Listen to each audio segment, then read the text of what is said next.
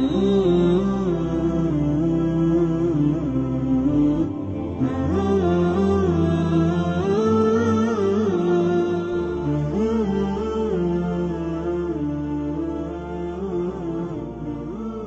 الله الرحمن الرحیم. دوستای عزیز، السلام علیکم و رحمت الله و برکاته.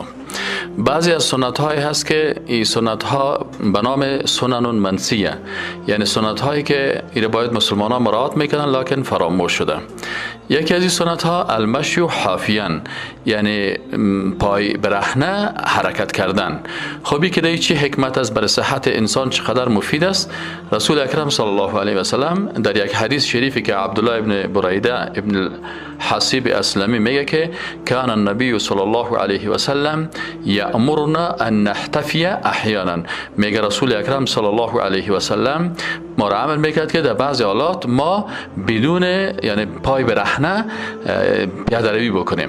صححه الالبانی، این امام البانی حدیث صحیح گفته در شماره 4160 در صحیح ابی داود. این که حکمت از چی است، این ان شاء الله تعالی شما اگر از اتباع پرسان کنه. و یک وقت من در یکی از کشورها بودم، گفتن که اگر کسی پای برهنه میگرده برای چربی جگر و ایگه پا بسیار منفعت داره، دکتر توصیه میکرد. دوم، نتایج یک مطالعه نشان میدهد که کسانی که میخواهند عملکرد مغز خود را تقویت دهند باید با پای برهنه راه بروند. این مطالعه که توسط محققان دانشگاه نورت فلوریدا انجام شد، بهبودهایی را در حافظه کاری کسانی نشان داد که با پای برهنه دویده بودند، اما این توانایی مغزی در حافظه افرادی که با بوتهایشان دویده بودند مشاهده نشد. دوم، سنن منسیه، دومی سنتی که فراموش شده او چی است؟ الاکل بثلاثه اصابع، غذا خوردن با 3 انگشت. کان النبی صلی الله علیه و سلم در حدیث شریف میگه که میگه رسول الله صلی الله علیه و سلم یاکل بثلاث اصابع و یلعق یده قبل ان یمسحها، میگه رسول الله صلی الله علیه و سلم با 3 انگشت غذا میخورد و باز انگشتای خود میچوشید قبل از اینکه اونا را پاک کنه یا مثلا کت دستمال یا بشوی دست خود. و این هم یکی از سنت های رسول اکرم صلی الله علیه و سلم است. کسایی که مثلا اگر غذا میخورن با 3 انگشت غذا بخورن، حتما این از نگاه صحی برشان مفید است، ولی سنت رسول اکرم صلی الله علیه و سلم است. حدیث است که ایره امام البانی در صحیح الجامی در 4882 حدیث صحیح گفته. سومی سنت از سنت های فراموش شده مسح و اثر النوم بالید، مسح کردن آثار خواب است با دست. یعنی وقتی که آدم از خواب نو میخیزه، رسول الله صلی الله علیه و سلم چی دادشون؟ مسح اثر النوم علی الوجه بالید عند الاستيقاظ من النوم. اول پیغمبر سم با انگشتای دست خود امو چشمای خود چی میکرد؟ آثار خواب از رو چشمای خود دور میکرد. کما فی صحیح البخاری، ای در صحیح البخاری آمده در حدیث 183 که بسیاری از دوستا وقتی که از خواب میخیزن و چشمای خود با انگشتای خود مثلا آثار خواب دور نمیکنه، پس اینا را دوباره خواب میبرن. اگر این سنت مراعات بکنن ان شاء الله تعالی برشان حتما تأثیری در بیدار شدن داشته باشه. چهارمین سنت از سنت های منسیه فراموش شده صلات توبه هست، نماز توبه هست. قال رسول الله صلی الله علیه و سلم، رسول اکرم صلی الله علیه و سلم میگه که ما من عبد یذنب ذنبا، میگه هیچ بنده نیست که یک گناهی را انجام بده فیتوضا، باز وضو بگیره، فیحسن الطهور، باز امی وضو را بسیار خوبش انجام بده، ثم یقوم، سپس بخیزه، فیصلی رکعتین، باز رکعت نماز بخونه، ثم یستغفر الله، باز از الله مغفرت بخواه، بذلک الذنب، به خاطر از این گناه، الا غفر الله له، مگر ای که الله او را میبخشه. یعنی اگر یک نفر یک اشتباه یا سهو میکنه یا یک گناهی را میکنه، 2 رکعت نماز بخونه و این نماز توبه میگن دیگه، اینال الله را مغفرت میکنه. این حدیث صحیح الجامع حدیث 5738 است که امام البانی او را حدیث صحیح گفته است. پنجمین سنن سنت های فراموش شده گفتن سبحانك اللهم و بحمدک، امی که مثلا انسان وقتی که در یک مجلس میشیشه باشه، سنت رسول الله صلی الله علیه و بود که میگفت سبحانك اللهم، بعد از وقتی که از مجلس استارت میشد، از مجلس ختم میشد، دیگه در ختم مجلس میگفت سبحانك اللهم و بحمدک اشهد ان لا اله الا انت استغفرك و اتوب الیک.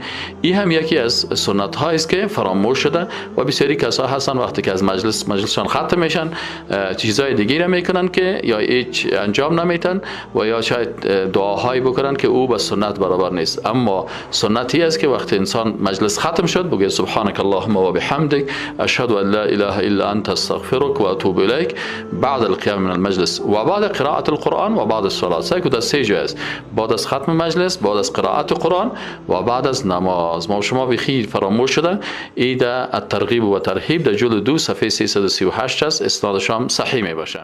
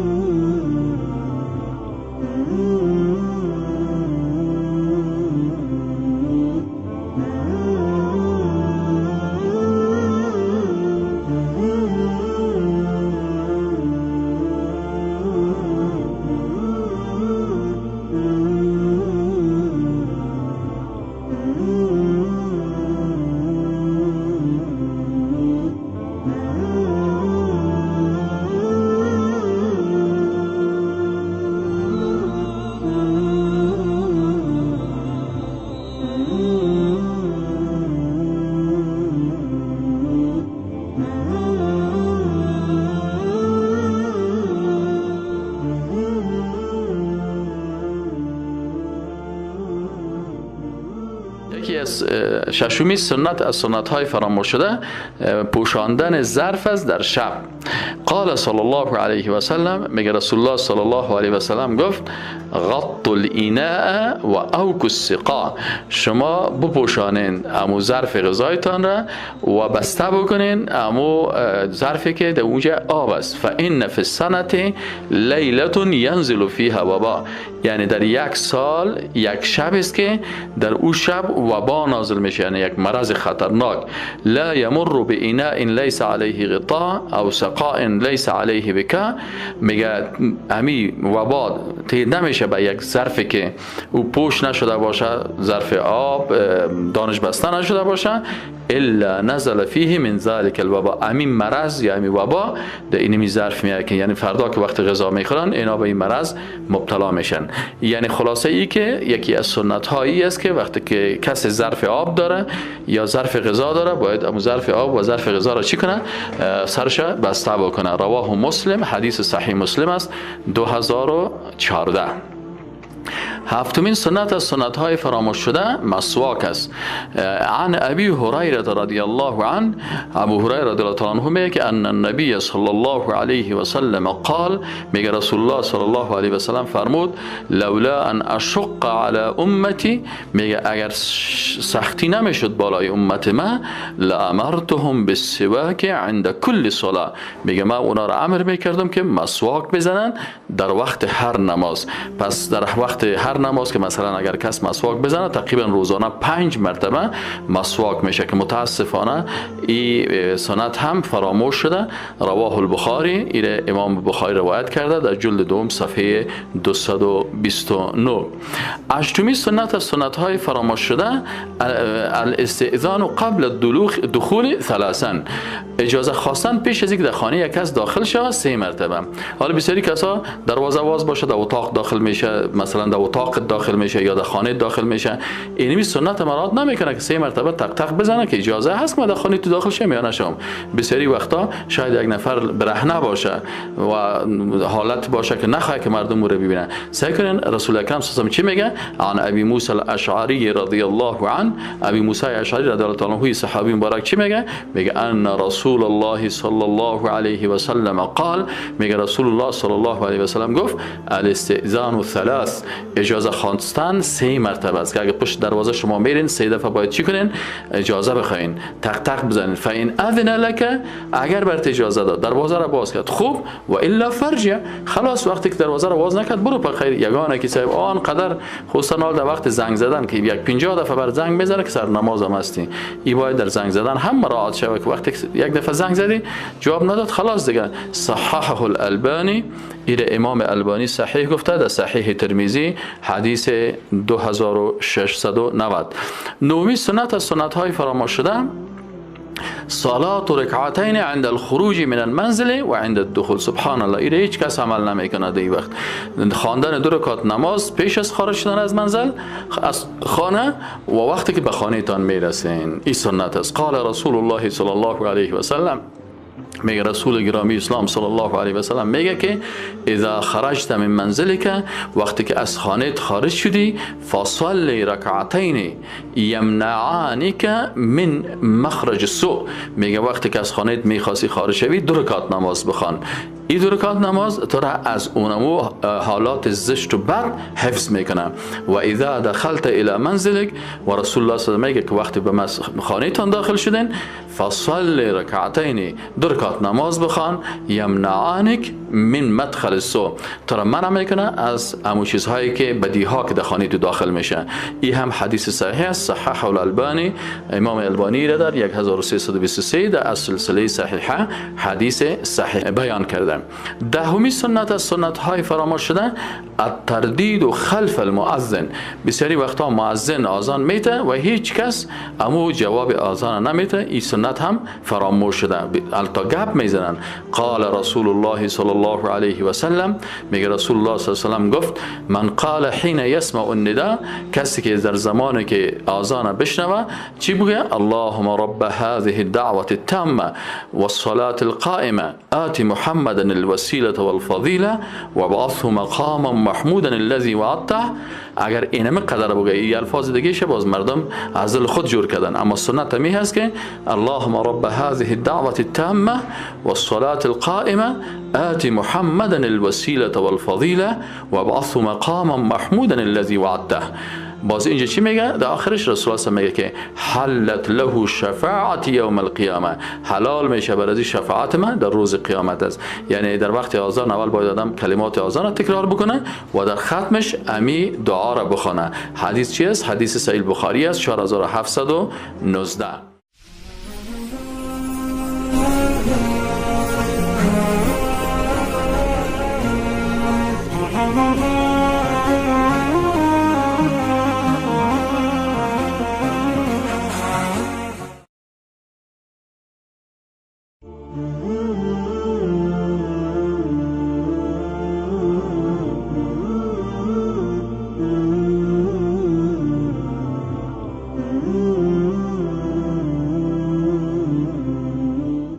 یازدهمین سنت از سنت های فراموش شده سلام دادن بر اطفال است.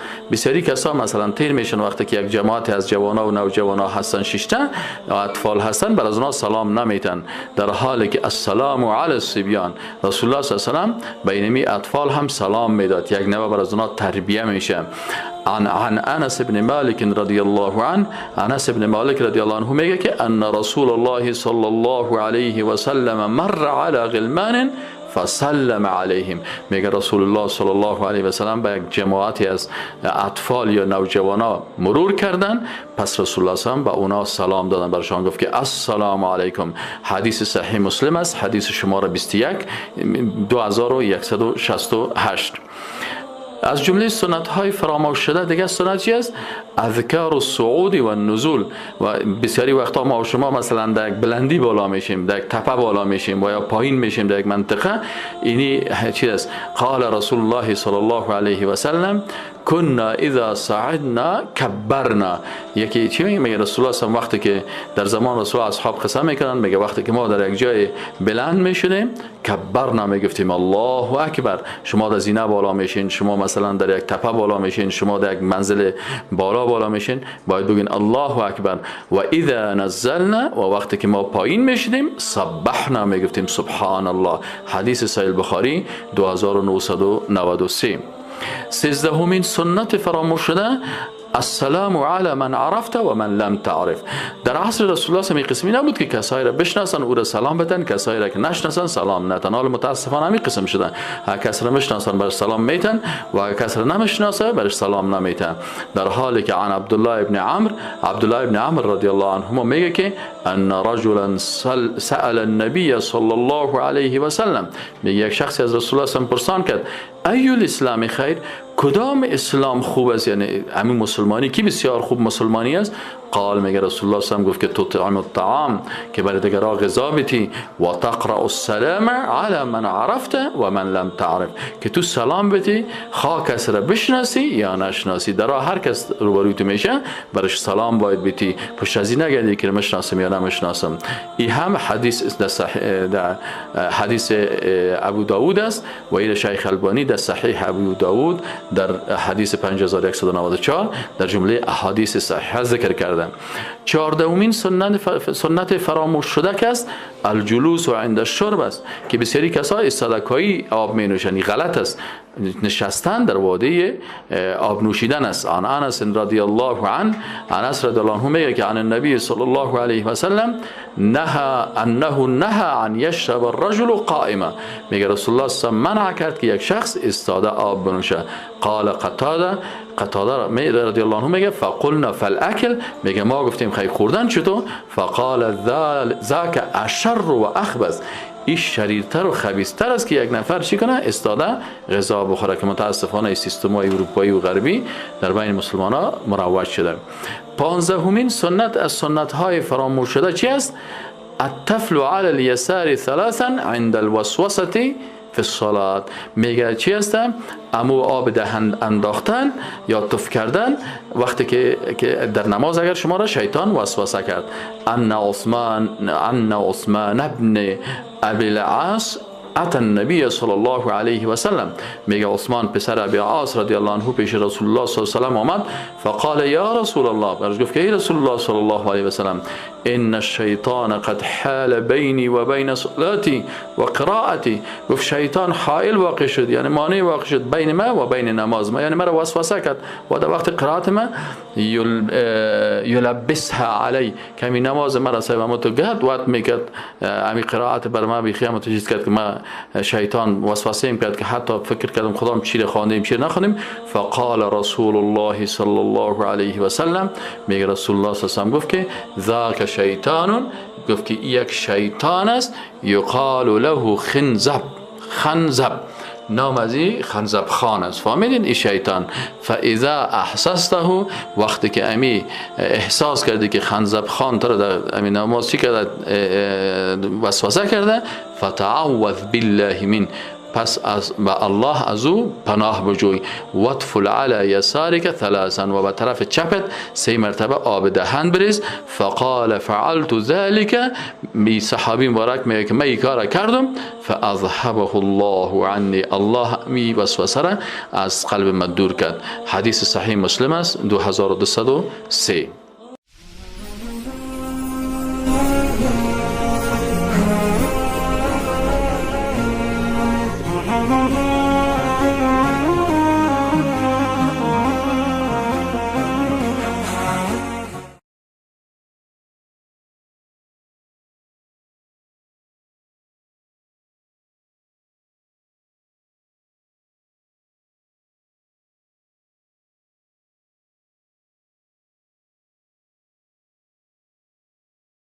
شانزدهمین سنت فراموش شده الوضوء عند النوم. سبحان الله، ایره کی میکنه در وقت؟ وضو کردن در وقت خواب است. عن عبدالله ابن عمر رضی الله عنه قال، عبدالله ابن عمر رضی الله عنه میگه که قال رسول الله صلی الله علیه و سلم، که رسول الله صلی الله علیه و سلم فرمود طهروا هذه الاجساد طهركم الله، شما این جسدهایتان پاک کنید الله شما را پاک میکنه. فانه لیس عبد یبیت طاهرا الا بات معه ملک، میگه هیچ کسی شب خواب نمیکنه در حالی که وضو داشته باشه مگر این که الا بات معه ملک، که همراهش یک ملائکه شب تیر میکنه.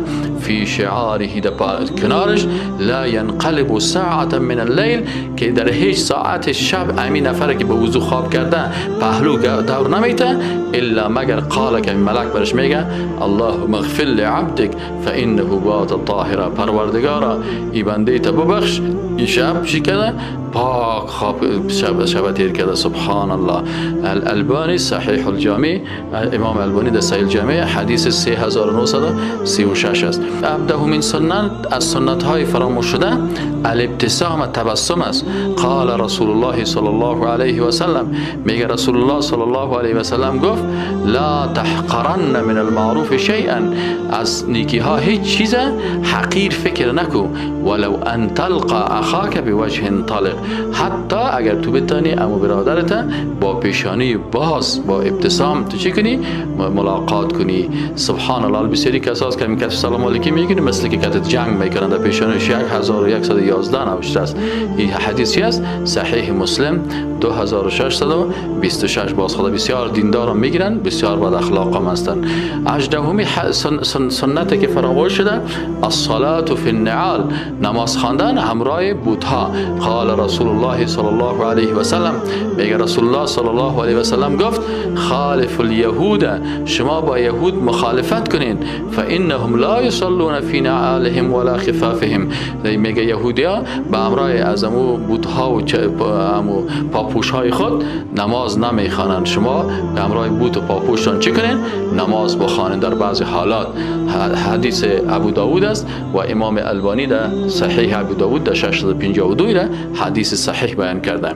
19مین سنت از سنت های فراموش شده عدم و عیب الطعام، که رسول الله صلی الله علیه و سلم هیچ وقت یک غذا را بدگویی نمیکرد. حالا بسیاری کساست ما شما متاسفانه بعض غذا که خوش ما نبه سرش بسیار تبصره میکنیم.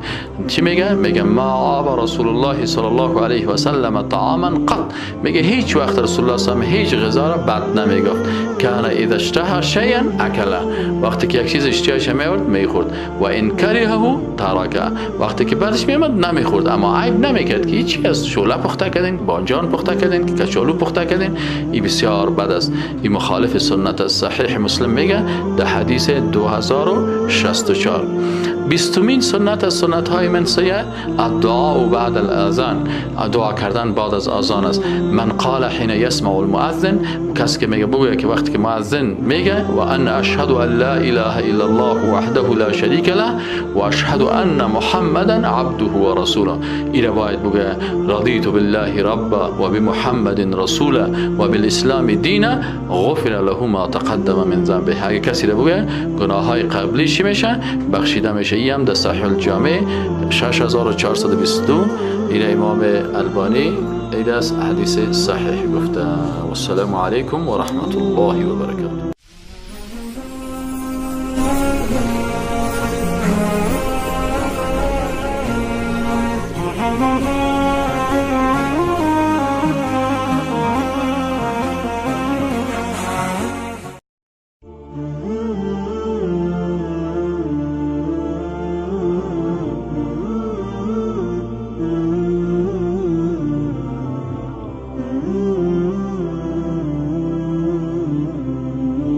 بسم الله الرحمن الرحیم. 21م سنت از سنت های فراموش شده الاخلاص و الموعظتین قبل النوم، یعنی خواندن سوره اخلاص قل هو الله احد و موعظتین یعنی قل اعوذ برب الفلق و قل اعوذ برب الناس قبل از خواب است. یکی از سنت هایی که حال فراموش شده که بسیاری کسا وقتی که استراحت میکنن خواب میکنن به طریقه رسول الله صلی الله علیه و سلم نمیکنن.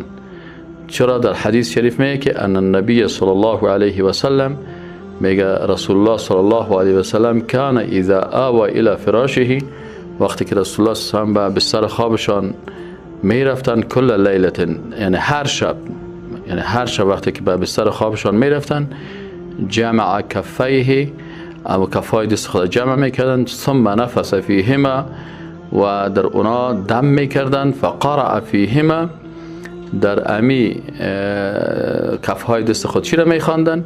قل هو الله احد و قل اعوذ برب الفلق و قل اعوذ برب الناس. این سه سوره را میخواندن. ثم یمسح بهما ما استطاع من جسده، باز مسح میکردن توسط امی دو کف دست خود هر جای از جسدش که دستش برش میرسید یبدأ بهما على رأسه و وجهه، یعنی از کجا شروع میکرد؟ از سر و روی خود شروع میکرد. و ما اقبل من جسده، و از طرف پیشروی جسد خود، یعنی می قسم سینه خود و تختی سینه خود تا و پایش، باز به امی قسم باز پشت سر تا جایی که دستش میرسید. و این یکی از سنت های رسول الله صلی الله علیه و آله بود که امروز فراموش شده و در حدیث 5000 عبدی صحیح البخاری آمده است. یفعل ذلك 3 مرات، یعنی میگه این کار چی میکردن رسول الله صلی الله علیه و آله؟ 3 مرتبه میکردن، یعنی اعضای بدن خود مس 3 مرتبه میکردن.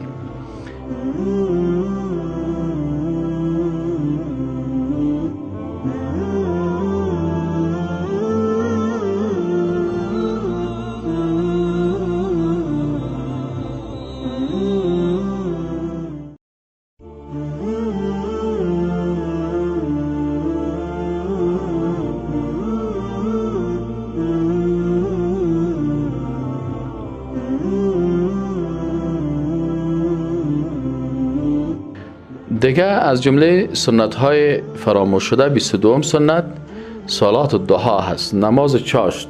چاشت ما و شما چاشت در زبان عربی ضحی چی رو کدام وقت میگن؟ وقتی رو میگن که از ساعت 8 بجه شروع میشه تا تقریبا ساعت 10 بجه و اینی وقتا. دیگه بین نیمه 8 بجه و 10 بجه و ساعت 8 و 9 و 10 اینی وقت صلات الضحی می باشه. عن ابی هریره رضی الله عنه، ابو هریره رضی الله تعالی عنه میگه که قال اوصانی خلیلی بثلاث، میگه مرا وصیت کرد دوست ما، یعنی دوستش رسول الله صلی الله علیه و سلم بود. میگه رسول الله صلی الله علیه و سلم مرا توصیه کرد به 3 چیز لا ادعوهن حتی اموت، که من یا را باید ترک نکنم حتی زمان مرگم. این 3 چیزی که رسول الله صلی الله علیه و سلم با ابو هریره رضی الله عنه وصیت کرده بود چی بود؟ صوم 3 ایام من کل شهر، روزه گرفتن 3 روز از هر ماه، یعنی روزای ایام بید میگن 13 14 و 15 ماهای قمری را که انسان مسلمان 13 و 14 و 15 ماه قمری را یادداشت بگیره و این 3 روزه بگیره. و دیگه برای چی میگه مرا توصیه کرد؟ و صلات الضحی، و دیگه یکی از که صلات الضحی را بخوانم که همین ساعتای 7 و نیم 8 9 تا 9 و نیم و 10 این وقتا نماز ضحی. و نوم علی وتر، و دیگه وصیتی که میگه رسول الله صلی الله علیه و آله سیومی وصیت کرد و چی بود؟ که من خواب کنم به نماز وتر، یعنی نماز وتر خدا در مسجد نخوانم و نماز وتر به همراه نماز خفتن نخوانم، بلکه او را نگاه کنم بانم خوب تا وقتی که اراده خواب کردم باز وتر بخوانم، بعد از چی کنم؟ خواب بکنم. دیگه این حدیث 1178 صحیح البخاری هست که این 3 سنت بسیار مردم کل ما و شمایی بیخی فراموش شده. 3 روز روزه را در ما خو بسیار کم است، بیخی فراموش شده. نماز ضحی خو اکثرا نمی کسایی که هستن دیگه ایام فراموش شده و این وتر زود مردم در مسجد میخوانن، خدا خلاص میکنن پیش از نماز خفتن. این 3 سنت است که فراموش شده که الله بر ما و شما توفیق بده که این سنت ها را چی کنیم؟ زنده بکنیم.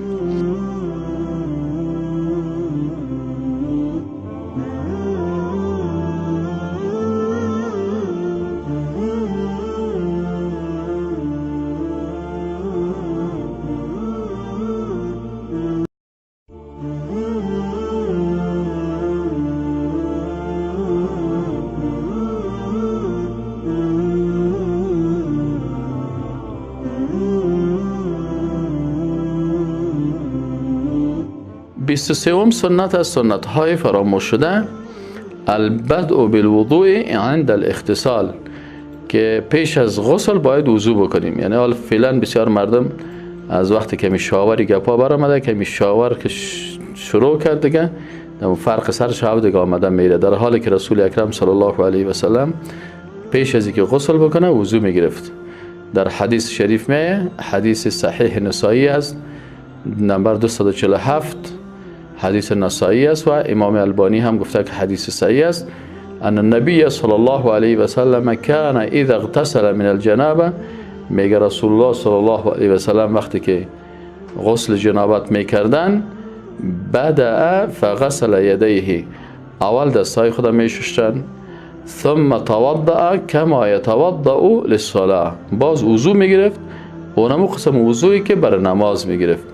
ثم يدخل اصابعه الماء، ثم يدخل، باز داخل می نمود اصابعه انگشتایش الماء در آب، فیخلل بها اصول شعره، باز خلال میکرد اصول موشه یعنی بیخای موشه. ثم يصب على رأسه 3 غرف، باز آب میریختان بالای سرش 3 کف.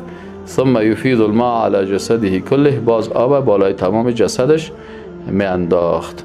اینالی طریقه مصنوعی است که ما چی کنیم؟ اما وضوع خود قبل از غسل باید چی کنیم؟ وضو بکنیم.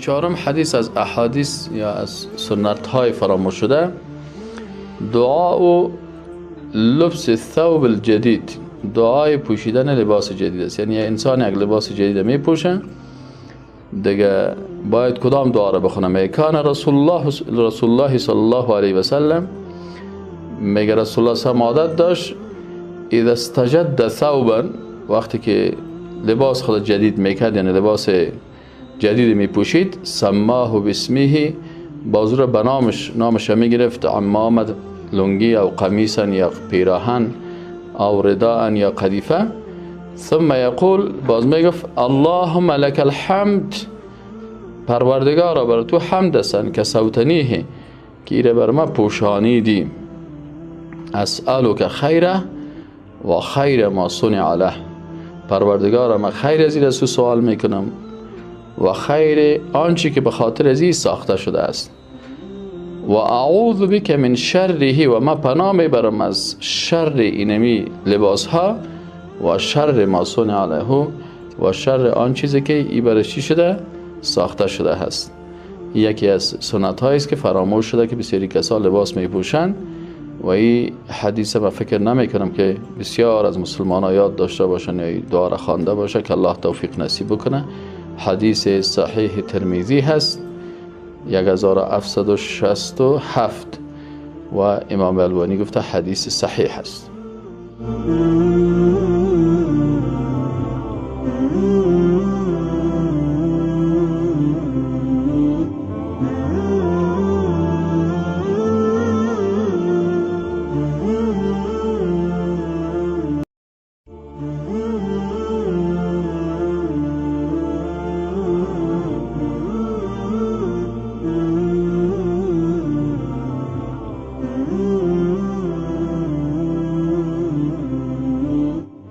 25م سنت از سنت های فراموش شده دعا کردن است وقت شنیدن صدای آذان خروس است.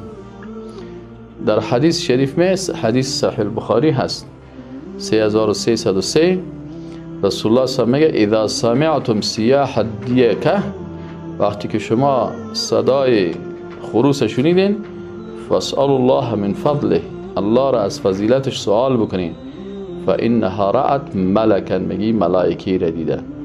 پس وقتی که ملائکه را میبینه و صدا میکنه آذان میته، انسان در اون لحظه دعا بکنه به خاطر ازی که چی میشه از الله سوال بکنه، چون ملائکه در اونجا حضور داره و همه دعای انسان بالا میبره.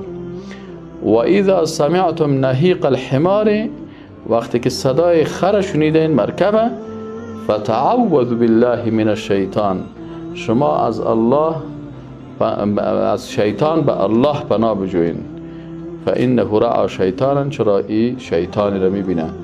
خب این قدرت الله هست که حیوانات حتی عذاب قبر هم احساس میکنن و بعضی اوقات شیطان و ملائکه رو میبینن و ما و شما دیدن نمیتونیم. ما و شما ایمان داریم و حدیث صحیح بخاری هست.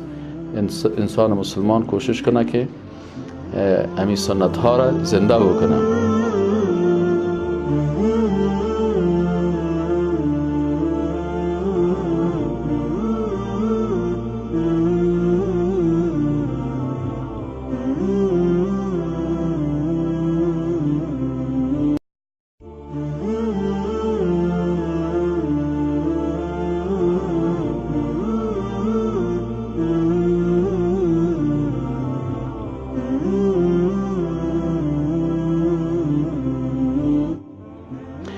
بیست ششم سنت از سنت های فراموش شده، قرائت آیت الکرسی دبر کل صلات.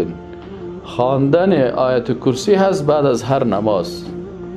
قال رسول الله صلی الله علیه و سلم، میگه رسول الله صلی الله علیه و سلم فرمود: من قرأ آیت الکرسی، کسی که آیت الکرسی را بخوانه دبر کل صلات، بعد از هر نماز مکتوب فرض، لم یمنعه من دخول الجنة، این مانع از داخل شدن جنت چیز نمیشه، الا ان یموت، مگر این که ای بمیرد.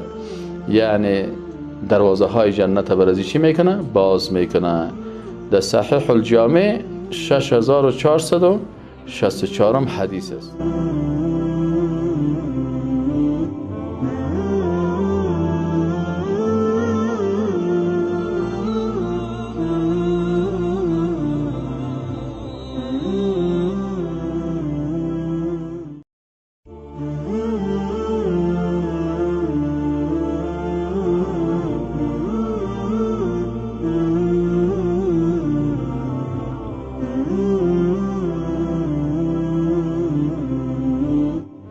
بیست هفتم حدیث از احادیث از سنن فراموش شده، صلات و رکعتین فی المسجد عند القدوم من السفر. وقتی که یک نفر از سفر میای به خانه خود، دیگه باید 2 رکعت نماز اول در مسجد بخوانه. چرا؟ ان رسول الله صلی الله علیه و سلم، میگه رسول الله صلی الله علیه و سلم، کان لا یقدم من سفر، میگه از هیچ سفر نمیامد الا نهارا، مگر در روز میامد. فی الضحى، وقت ضحا که وقت که روشنی میشد، ما و شما بودیم ساعت 7-8 بجه. شب نمیامد که شاید اعضای فامیلش به تکلیف شوند و ورخطا شوند.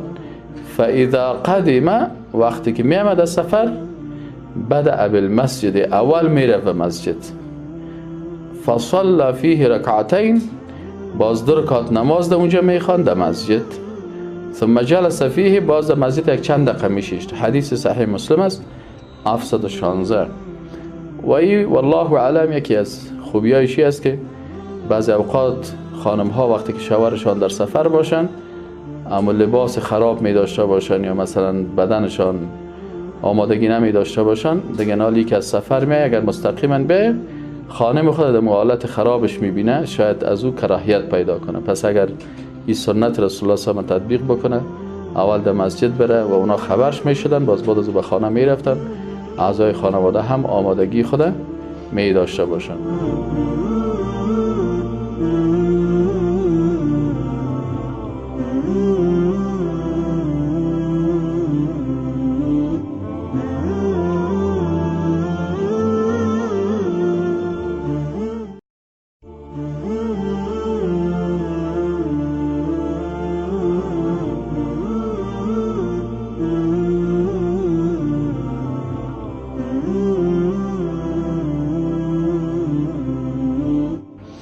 بیست هشتم سنت از سنت های فراموش شده، المحافظت علی السنن الرواتب، محافظت به نمازهای سنن رواتب است.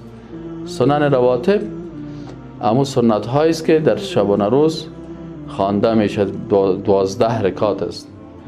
اینال رسول الله صلی الله علیه و میگه که من صلى فی اليوم واللیل 12 رکعتا تطوعا، کسی که در شبانه روز 12 رکعت نماز نفلی بخوانه، بنى الله له بیتا فی الجنه، الله خانه در جنت برای او آباد میکنه. او کدام یکیست؟ 4 قبل الظهر، 4 رکعت قبل الظهر است، و رکعتین بعدها، 2 رکعت بعد از ظهر است، و رکعتین بعد المغرب و 2 رکعت بعد از نماز شام است، و رکعتین بعد العشاء و 2 رکعت بعد از نماز خفتن است، و رکعتین قبل صلات الغداء و 2 رکعت قبل از نماز صبح است. حدیث صحیح الجامع است، 6362.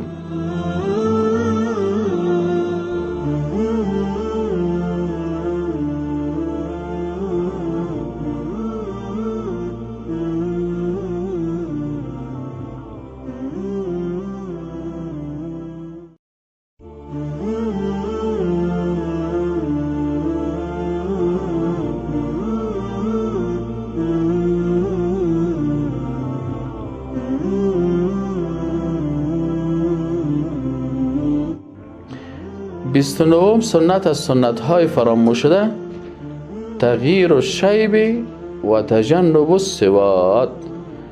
این سنت است که کسایی که مویایش سفید میشه اما سفیدی را تغییر بده و از سیاهی اجتناب بکنه. حین جاء ابو بکر الصدیق به ابیه ابی قحافه، در حدیث شریف میگه که وقتی که ابو بکر صدیق رضی الله تعالی عنه پدرش که ابو قحافه نام داشت، این به نزد رسول الله صلی الله علیه و آله یوم فتح مکه، در روز فتح مکه، یحمله کوره حمل میکرد، یعنی بسیار سفید شده بود دیگه، حتی وضعه، تا که ایره گذاشت بین یدی رسول الله صلی الله علیه و سلم، همین پدر خود مقابل رسول الله صلی الله علیه و سلم گذاشت. و رأى رأسه كأنها الثغامه، الثغامه بیادا، میگه موی سرش تو بود مثل ثغامه، کدام چیزی هست بسیار سفید است، یعنی مثل یک پرنده سفید واره. قال میگه رسول الله صلی الله علیه و سلم گفت که غیروا هذا، شما ایره تغییر بدین، ای شیبه، یعنی چی را؟ پیری، سفیدی را، یعنی سفیدی های مویتان چی کنین؟ تغییر بدین. و جنبوه السواد، شما ایره اجتناب کنین از چی؟ از سیاهی، یعنی ایره سیاه نکنین. حالا متاسفانه مردم اول خود تغییر نمیتن، اکثر مردم چی میگن؟ او رو سیاه رنگ میکنن، خدا جوان میسازن. وقتی که سیاه رنگ کرد بازیگن مرگش یادش میره. ما اگر تغییر میتن با رنگ های دیگه مثل خینه و مثل دیگه رنگ ها، غایت المرام 105، این غایت المرام در صفحه 105 آمده.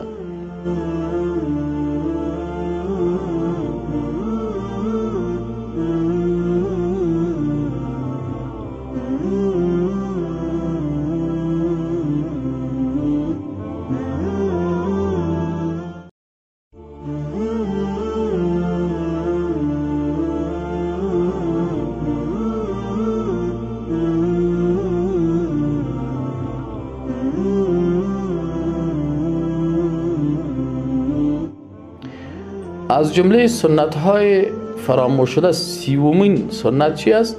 صلات الوتر. قال رسول الله صلی الله علیه و سلم ان الله زادکم صلاتا، الله بر شما زیاد کرده یک نماز را، و هی الوتر، این نماز وتر است، فصلوها بین صلات العشاء الى صلات الفجر، این را بخوانین بین نماز خفتن و نماز صبح. سلسله صحیحه 108.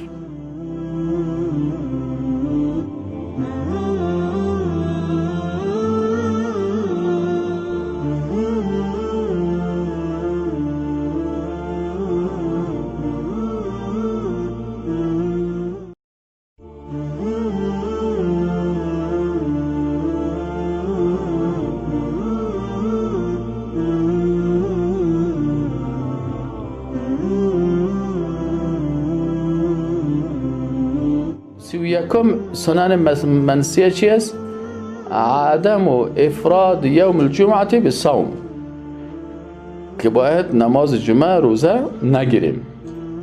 قال رسول الله صلی الله علیه و سلم لا یصومن احدکم یوم الجمعه، یکی از شما باید روز جمعه را روزه نگیره، یعنی به تنهایی باید روزه نگیره، الا ان یصوم یوما قبله او بعده، یا یکی مثلا اگر باز یک روز پیش از روزه گرفته باشه یا یک روز بعد از او باز پروا نمیکنه.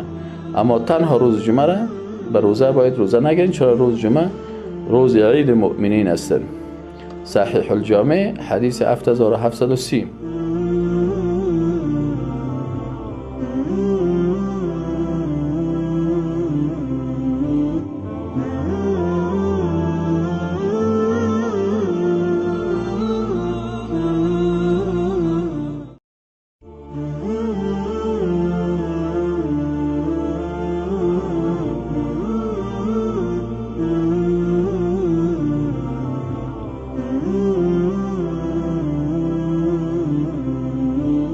از جمله سننهای مسیحیت چی است؟ خروج النساء للمساجد لیلا، خارج شدن زنها شبانه به مسجد، یعنی زن شبانه بره به مسجد. قال رسول الله صلی الله علیه و سلم، میگه رسول الله هم گفت که اذنوا للنساء باللیل الى المساجد، شما برای خانمایتان اجازه بدین که شبانه به مسجد برن. حالا تا روزانه نمیمانن شانه، لیلامی فروشی میمانند و طلا میمانند، لکن در مسجد نمیمانند. حدیث صحیح بخاری 899.